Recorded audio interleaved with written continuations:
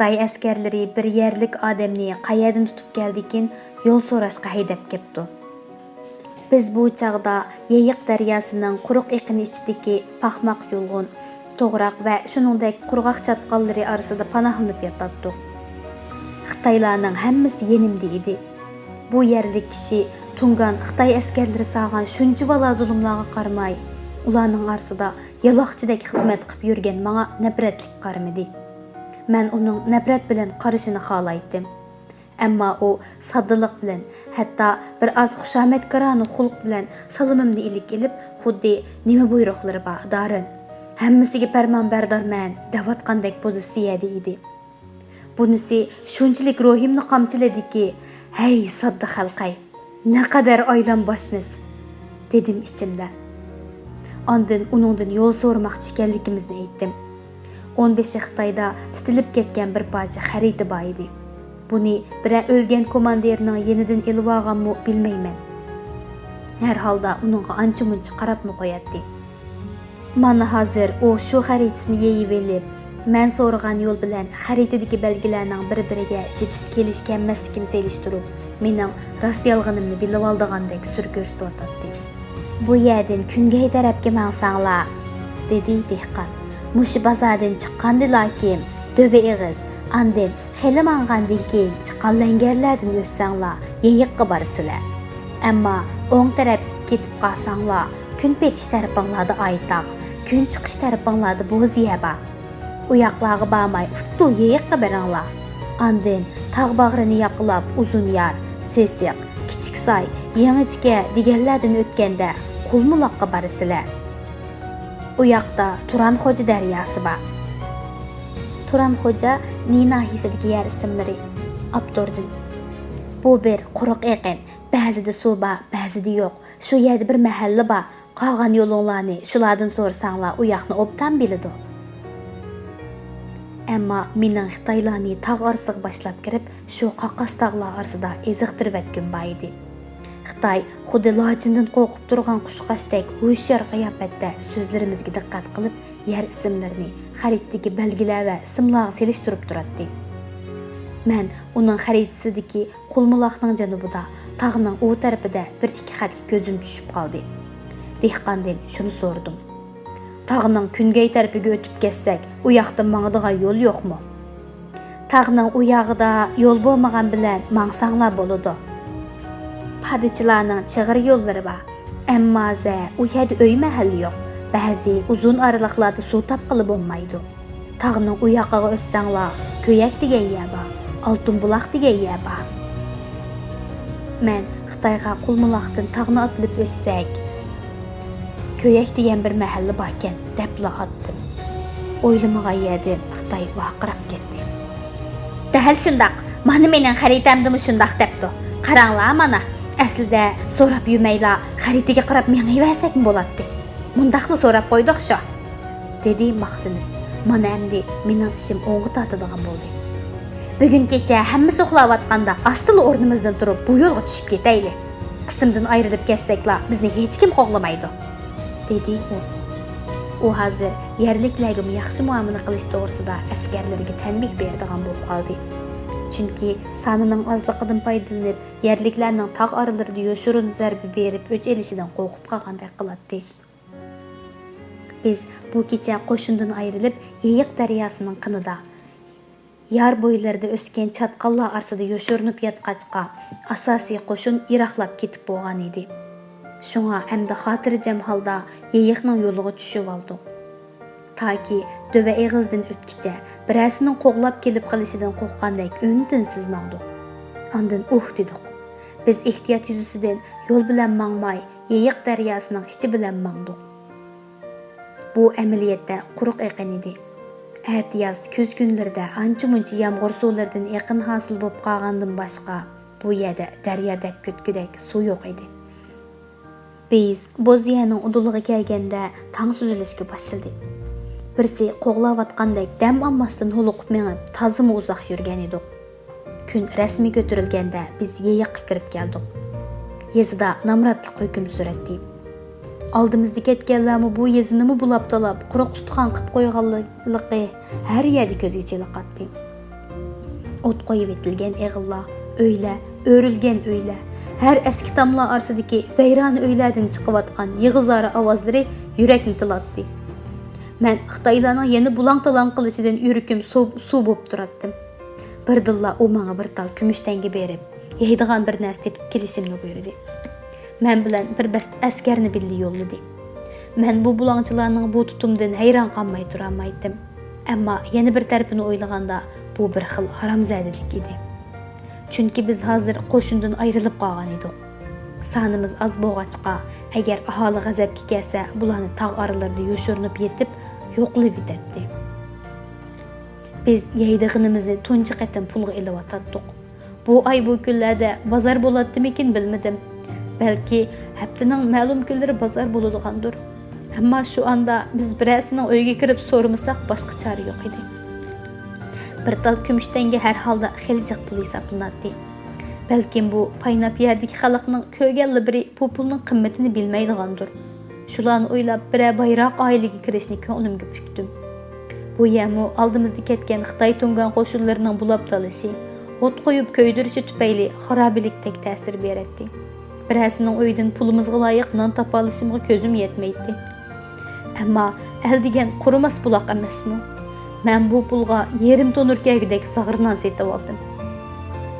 Ondan yana bir az kuzlik amut, olma degandek ta'mi bor edi. Boshliqimiz buningdan norozi bo'lamdi, xush bo'lamdi dexa kim bilsin. Uzoqdan beri men pulga bir narsa elib boqmag'achqa bu kunlardagi narx-navoni bilmaydim. Xitoylarmi bulabla elib ko'ngashga pul berishga pixsiqlik qilishi cho'qim edi. Ammo 15 mamnun bo'ldi. Yaxshi ish qilibsan. Yana texi mevami bor ekan, dedi u. Yeyiqda damog'ach qo'soqlarimizni to'yg'izib elib, qapoq va sudallarimizni suv to'ldirib elib, u yerda yana bir qatim yo'lni so'rib elib, tog' etikida taqqa parallel holda sharqqa qarab yurib ketdik. O'ng tarafimizda qaqas tog' etiki asta-asta tuzlashib, latqi tuzlanglikka aylanib, tarim o'ymonligiga o'lishib ketadi. Shunga hamma yoq qog'jirgan, uning ustiga kechkuz bo'lg'achqa aholilar joylashgan kichik mahallalarning yaqinlaridagi etizlarni bo'shab qolg'achqa yetimlik his baxsh etib jimjit yotadi. Bu yoq taskay taraf bo'lg'achqa so'g'uq, izg'irin tog' shamoli har zamon yuzlarimizga urilib turadi. Har holda mening safarim oxirgi bosqichga qadam qo'yilayotganligini ko'nglim sezib turgani uchun ichimda bir xil hayajon bor edi. Buni qo'rqinch desimi bo'ladi. Men Xitoyni o'ldirish planimni o'ylag'achmandim. Qandoq o'ldiraman? Odam o'ldirish haqiqatan qo'rqinchli edi. Nurg'un janglarga qatnashgan bo'lsam-mu, biror dushmanni ko'zim ko'rib turgan holda o'ldirib boqmagan edim. Sepildan tashlavatganlarimning o'lgan o'lmaganligini jazm qilg'ili bo'lmaydi. Uzoqdagilarga bomba yoki qurol atgan bo'lsam-mu, ularning qandoq vaziyatda o'layotganini, oxirgi nafaslardagi azob ifodalarini ko'rib boqmagan edim. Amdilikda yenimda nafaslari menga anglanib turgan bir dushmanni o'ldirmoqchi bo'lib atdim. Dushman demaklik bilan yanada odam edi. Irqiyat, chiroyi bizga o'xshamasimi, g'alati maxluq, yovvoyi qo'yliq bo'lsimi, nafratimni qo'zg'atib tursimi, yanada odam edi. Qandoq qo'l selishim kerak? Kechasi meni ikki Xitoyning qarshisiga yotqizatdi. 15i yenimda yotmaydi. 15i qo'ynida yoshirdigan bo'psini bir elib olmasligi uchun doim nudim yotadi. Bir qo'li har zamon tapanchasida bo'ladi. Boshqalar bilan birga yetishdanmi qo'rqqachqa xeyli oraliq qoldirib yotadi. Bu holda mening uni o'ldirish uchun ikki Xitoyning orasidan to'ydirmay qo'pib, uning yenig'imi shapsiz berishim kerak edi. Agar birari tuyubli qolsa meni etib tashlaydi. Agar shapsiz holda 15ning yenig'i bodim degan taqdirdimi, qo'lini Mauzerning tepkisidan ayirmay yotadigan bu Xitoy darhol tepkini besivassa. Uni o'ldirgan bilanmi boshqa Xitoylar basmadab tutib olishi cho'qim. Cho'qim o'ldira olsammi maylidigu. Maqsadimga yetsam, ondan meni nega elib bosim ketaveratdim. Undaq o'ylabmi, bundaq o'ylabmi bir planni pushiramadim. Biz Uzunyar, Sesiq degandek yerlardan o'tib, kichik sayda dam oldik. Bu tağdan ötmekçi bolğan yerimizning yerim yolu idi. Keşkiçi Qulmulaqqa yetip alsaq, o yerden tağ aqısıga ötetdik. 15 Xitay yani heliqi eski xaritasini yeyip elip sinchilidi. Xaritada yer ismi yazılğanı bilen bu yerler mahalla emas idi. Şoňa Xitay şübhelenip qelyapatgandek qılatdy. Agar mushundaqlı adamsiz bir qaqas tağlıqqa başlap qoyulsa, açlıqdan ölüp qilish hech gap emas edi. U menden yana yo'l ko'rsatuvchilarning bu yo'llar haqida nimalar deganligini surishtirdi. Men uni xotirjam qilish uchun tirishdim. Bu yerda cho'ng-cho'ng mahalla bor demaganti. Aslida bu tog'ning oq tarafida avval bir kichik mahalla. Ondan tog'ning janub etikini bo'ylab bir kun mang'andan keyin cho'ng mahallaga kelisizlar deganti. Quruq sag'irni so'g'uq suv bilan yeb, bir oz dam olgandan keyin yo'lga chiqdik. Yeyiqda yüz gözümüzni obdan yuyib olgan bo'lsaqmi, badanlarimizni necha yillik kir qatlama hosil qilgan holda edi. Gerçi bir necha oy bo'ldi deganimiz bilan mushqumliqlarda, to'pchanglarda qilishimiz tufayli ashundaq deyishga bo'ladi. Pitlamu qo'rqinchli darajada yo'g'ingan va ko'paygan bo'lib, qitishqa yerga qo'lni so'zsaqla tutib olg'ili bo'ladi. Men yana heliq planimni o'ylashni davom qildim. Rastdan desem, bundaq yaqin araliqda qo'lim bilan bo'g'ib birini o'ltira olishimga borgan siri ishonchim qolmayotdi. Kashki bir tapancham bo'lgan bo'lsa, hech bo'lmaganda 5 qadam uzoqda turib etibli qochsam. Qandoq qilsam bo'la? Mushu bastim bilan fijik Xitoylardan qo'rqayotganimga o'z-o'zimga la'nat qildim. Bejon jallatning pushti bo'g'iningga voy dedim. O'z-o'zimni masxara qilib. Ammo nima chora? Ahvolim shu. Men bundaq bir vahshiy qilmishga qo'li boradigan jallatmidim. Balkim siz deysiz. Shuncha janglarga qatnashgan turib, dushmanga bo'lgan nafratingiz shunchalik murassasiz turib, bu nima jasoratsizlik endi? O'lishga hunar ketmaydi. O'qning udulig'i kep qolsangiz o'laverasiz. Qo'rqsangizmi, qo'rqmasangizmi farqi yo'q. Qo'rqib o'ldingizmi, qo'rqmay o'ldingizmi, qahramonligingizga ta'sir yetkazmaydi. Ammo o'zingiz odam o'ldirish uchun yurak kerak. Odatlanish kerak, pishish kerak. Bu tamamen boshqa tipdagi bir ish. Kechisi gap so'zsiz qechibli ketsam qandoq bo'ladi? Endi qechib ketsam Xitoylar meni izlab yurmaydi. Buningga keskin ko'zim yetadi. Ammo bu safar jarayonida ko'z oldimda yuz bergan vahshiyliklar, milliy fojiamiz bo'libmi, mush umumiy milliy fojia ichida texmi konkret kartinasi qalbimga muhrdek o'chmas bo'lib besilib ketgan.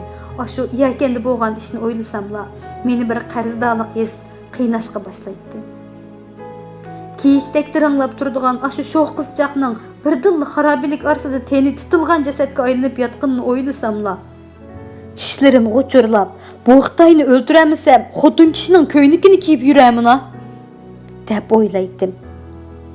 Mening xiyolimda pishirmoqchi bo'lgan planlarimning tikishi to'xtamayla Qulmulaqqa yetib keldik.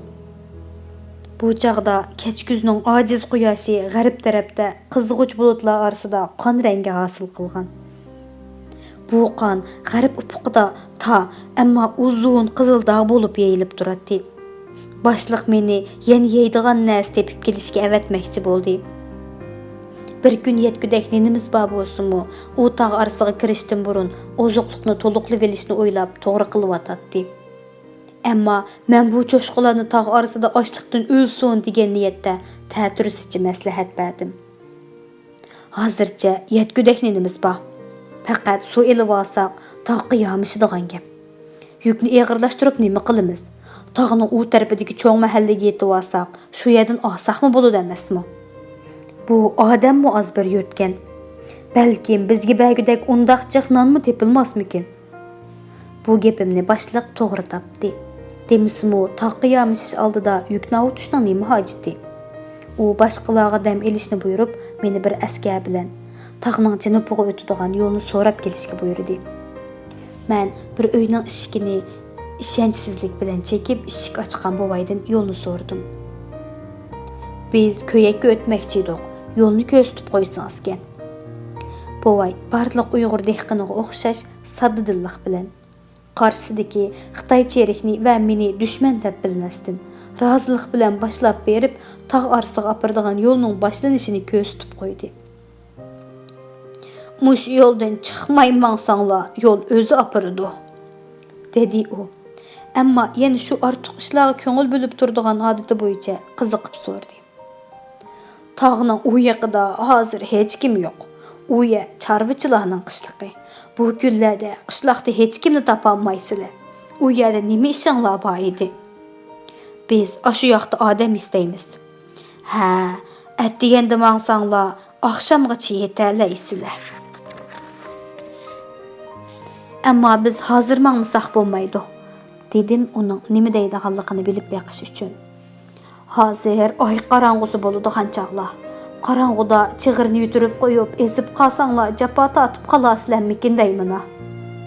Hech qisi yo'q, biz azmaymiz, rahmat sizga, dedim va qaytib keldim. Tapdinglarmi? So'radi 15'i. Bir manga bir Xitoy askariga shubhalik qarab. Tapdiq, dedim qisqila. Amma men bilan bağgan Xitoy mening dehqon buvay bilan ko'p so'zlashib ketganligimni gumon bilan aytib beribdi. 15'i mendan sinchiliq bilan so'radi. U yana nimalarni dedi? U pul bersanglar yo'l boshlab ko'yakkicha apirib qo'yatdim degandek gaplarni qildi. Ondan at kunduzi mangsanglar ko'yakka kechida berib qolasizlar. Kechisi chorvachilar eshik ochmaydi. Ulardimi miltiq bor. Sizlarni to'nimagandan keyin chataq chiqib qolmasin. Kechda mangsanglar saharda yetib borsizlar. O'zinglarga yaxshi deydi, dedim. Bu hikoyani hech tayyorliqsiz turib bundaq o'xshatganimga hayronman.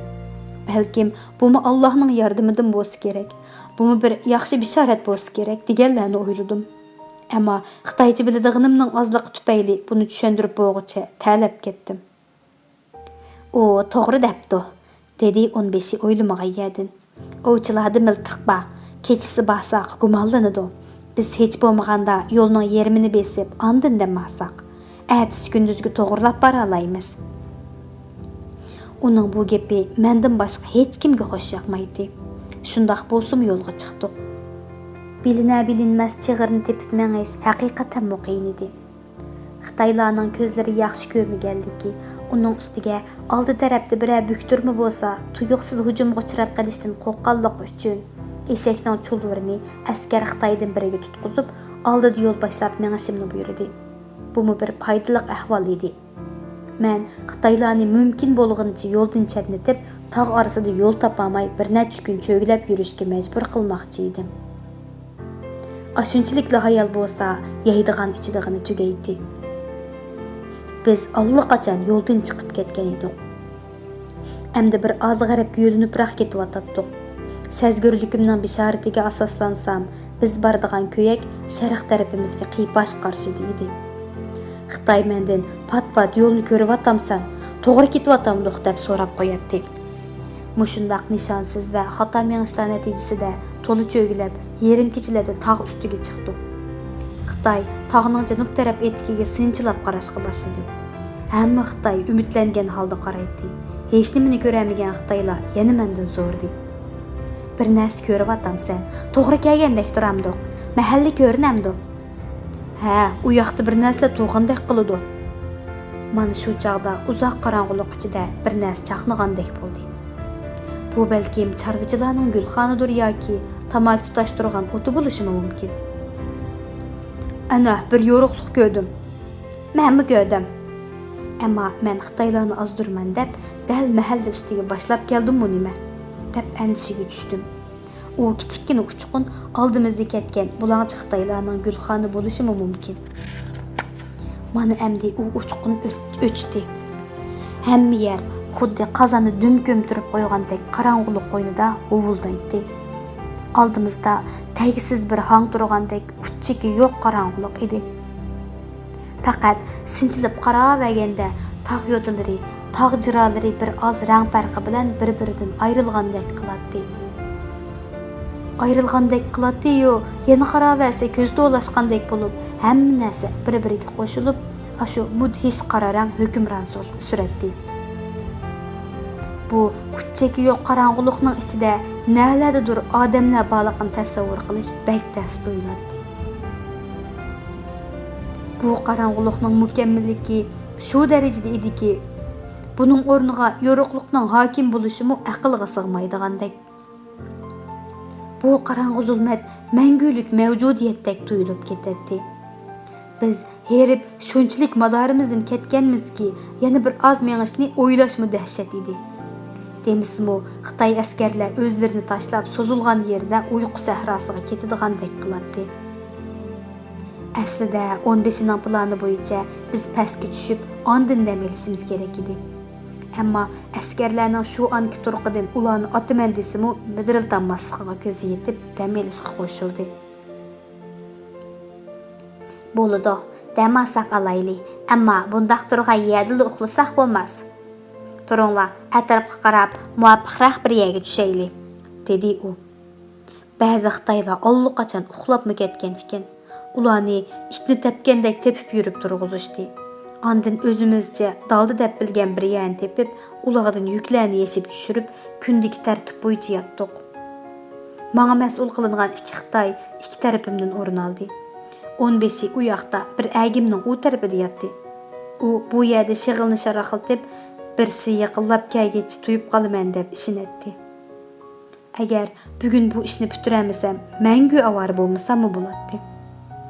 Qandoq qilishim kerak? Men bu herib majolimdan ketgan edim. Agar ko'nglimda bu vasvasa bo'lmasaydi, allaqachon uyquga ketgan bo'lardim. Yenimdagi Xitoylar uyuqli ketdi. Men belimga tosh betib yotolmayotgandek midirlab, u yoqqa o'rlatdim. Ammo Xitoylar burunlardagidek darhol o'sharlashib, quloqlarini shingshaytmasdan o'likdek uxlayotdi. Bu hol menga ilhom bo'ldi. Ha, demak, men bu Xitoylarning yenidan bundaqla turib ketgandan ko'ra, bu ikkisini avval joylab etishim kerak. Biri bo'lsa-mu azaysun deganlarni o'yladim. Ammo yanada qanday qilish kerakligini bilmaydim. Har planim o'zimga yaramaydi. Biri vaqirabla tashlasa, ish tugaydi. O'yla vaqt o'tib ketyotdi. Tang etibli ketsa, yana bundaq fursat kelmaydi. Kim biladi, balkim atidan boshlabla mening bularga kerikim bo'lmas. Shuning bilan bir pay o'q bilan mendan xo'shlashib ketamdi.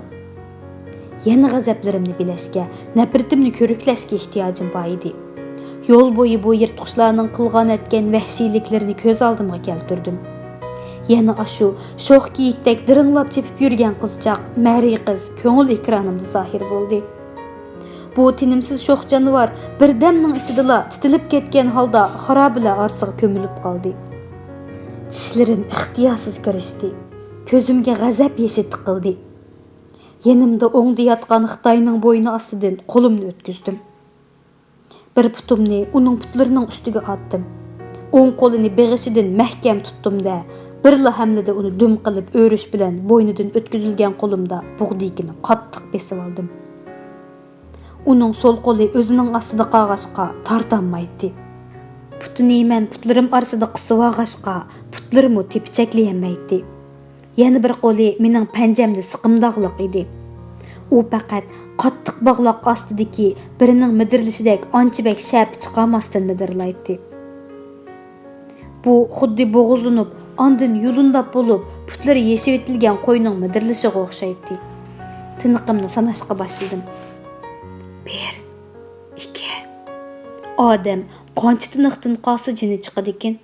Har holda balaliq vaqtlarimda o'stangning shoqiratmalarida hosil bo'lgan cho'nqurlarga suv cho'milganda, balalar bilan suv ostida qanchalik uzoq turish bo'yicha baslashganlarim xotiramga kechdi. Bu ishlar ko'pincha sho'ruqning qadamjoyiga yaqinroq yerdagi cheqirdigan yerda bo'ladigan. U yerda suv bo'lgi tushirgilar ko'p edi. Tushirgilardan shoqirab tushgan suvning o'yishidan hosil bo'lgan cho'nqurliqlar bizning suvga cho'miladigan ko'limiz bo'lib rol o'ynaydi. Ana shu chog'dagi musobaqalarimizda qirg'oqda birimiz sanaydik. Shu chog'da suv ostida eng ko'p turganlar qanchani sanigacha tura oladi ekan esimda yo'q. Har holda 1 minutdan ortiq tursa kerak. U holda o'lish uchun 2 minut yetarlikmidir? Mayli, men 3 minut tutay. Bir chog'da uning yulqinishga tirishib, qo'limga va putumga kuch keltirib turgan badani lassida bo'shagandek bo'ldi. Ammo men Bu Harvardda toşqan aldığın xalq. Meni bexutlaştırışqa urinayotgan bo'lmasin yana, deb o'ylab, yana bir haza uning gelini siqib turishdan qo'limni tatmadim. Uni dumpeti chiqaldirib, geli ostidagi qo'limni astila sug'urib oldim. U xuddi dum yetib uxlayotgandek jim edi. Ammo men yenimda bir o'likning yotganini bilatdim. Şuna çaçırap o'rnimdan turib, jilg'i ichida yugurgancha qetishdan o'zimni aram tutdim. Ko'nglim bir qismili bo'lib ketdi. Besim qapoqdakli edi. Qilgan ishimning mazmuni yoki ma'nosi haqida o'ylag'idek holda emas edim. Bundan keyin nima qiladiganligim haqida kallam qop-quruq edi. Mush yo'sinda yetaveradigan bo'lsam, helal tong atatdi. Mening tehi yana bir muncha ishim bor. Asosliq nishonamni ishga oshirganim yo'q. Allah azal yarım saatlardan keyin o'zimga keldim. O'ylay oladigan bo'ldim. Ammo jasoratim to'zib tugagandek qiladi. O'ylay oladigan bo'lgan shu minutda birinchi o'ylaganim o'zimning qotil bo'lganim edi. Gerçi nurg'un jinoyatlarni o'tkazgan tajovuzchi qo'shinning bir askari bo'lsa-mu, bu jang emas edi. Kechisi u bahramon uxlayotgan vaqtda o'ltirgan edim. Balkim uning hayotdan nurg'un umidlari bo'g'iydi. Balkim uni uyida ota-onasi kutayotgan bo'g'iydi. Balkim uning xotini yoki so'ygini bo'g'iydi. Bu vijdon azobi miydi? İnsanlık tuyg'ularidan bir xil miydi? Bilmayman. Ammo nurg'un murakkab o'y-xayollar asirligida qolgan edim. Oqidan yana ularning qilmish atmishlarini eslashga boshladim. Yana mushu usul bo'yicha o'zimga kuch topildim. Ey Allah, niyat qilgan ishim xayrlik bo'lgan bo'lsa, osonlik ato qilgaysan. Xato bo'lsa, bir sabab bilan amalga oshirmagaysan. Amdi u tarafimga o'rildim. Xitoy xotirjam uxlayotdi.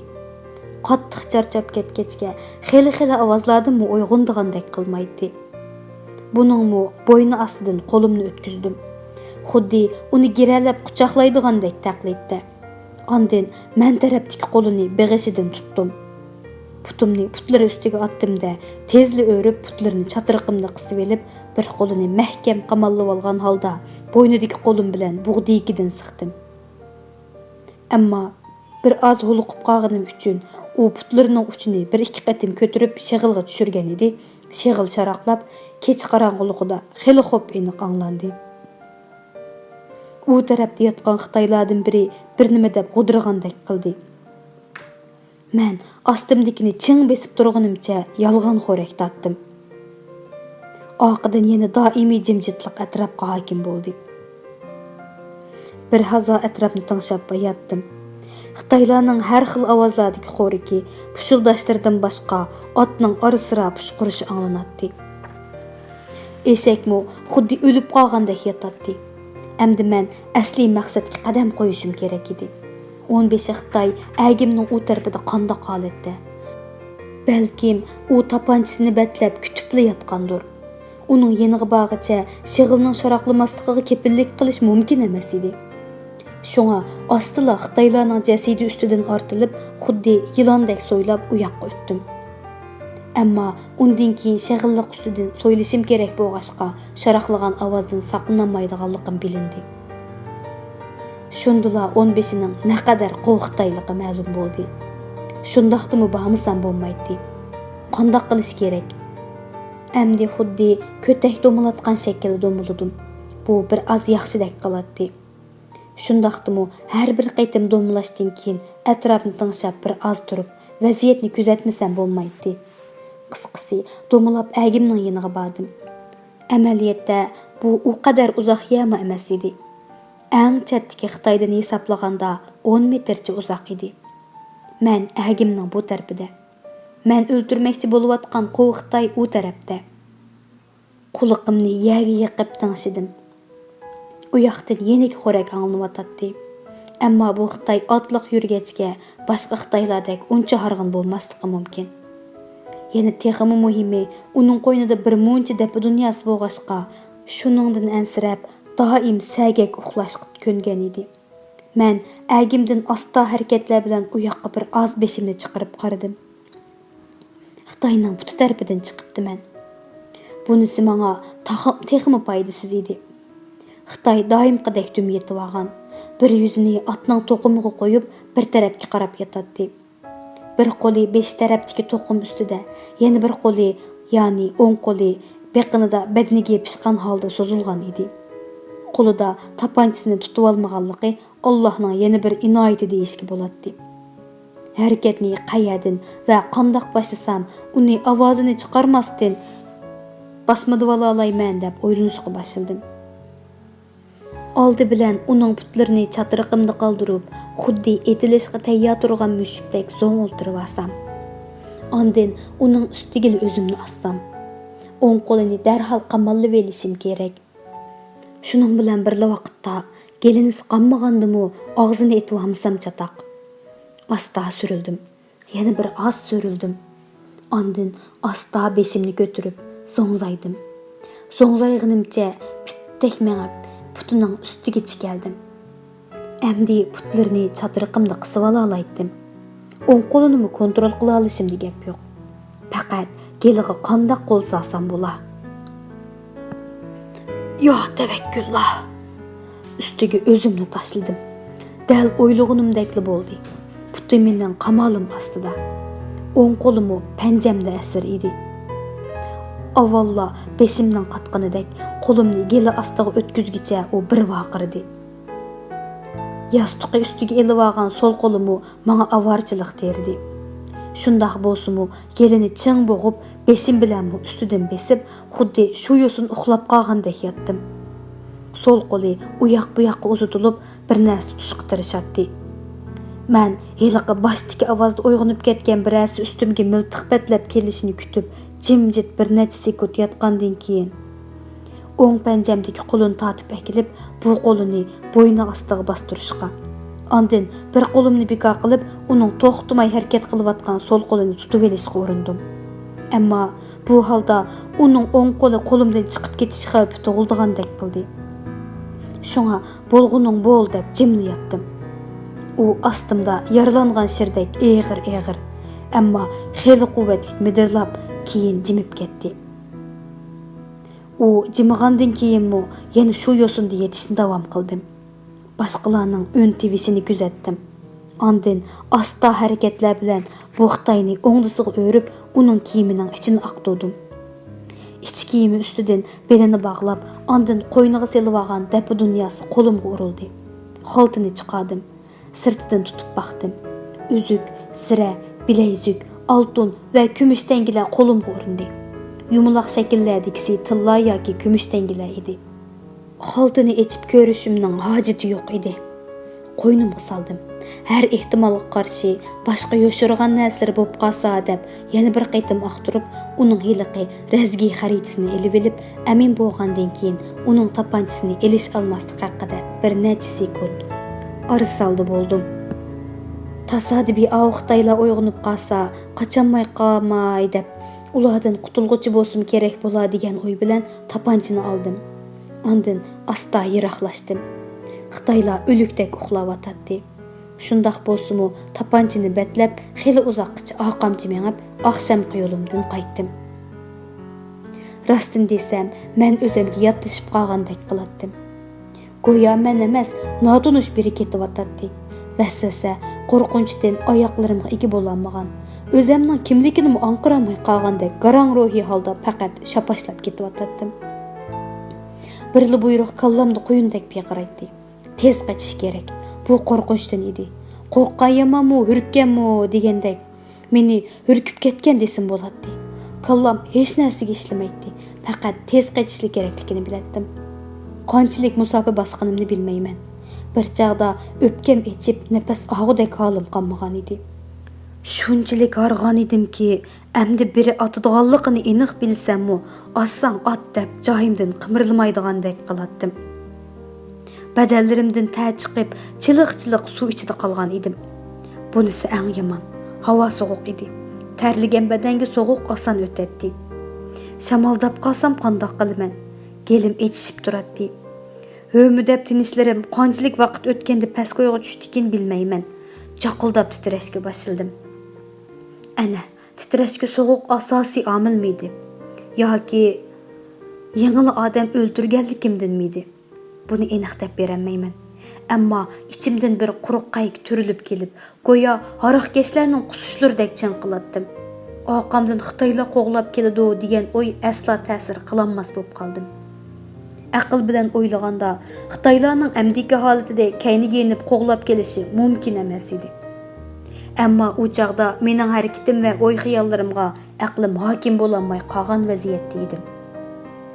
Belimga qistirib olgan Mauzer shunchalik nafratlik tuyuldiki, bu yirkinishlik narsani qayta ko'rishga rag'dim bo'lmay, ilibli u yoqqa etibetdim. Qo'llarimning pokligiga ishonchim yo'q. Qarsam hö bo'latdim. Mening bu qo'llarimdan heliq uchaylarning bug'diyigidagi harorat texi ketmagan edi. Bu mehnat bir xil harorat edi. Mush qo'limda yana bir narsa tutib yelamdim. Buningga ko'zim yetmaydi. Bir daryo bo'yi bo'lgan bo'lsa, shu qo'llarimni yusam.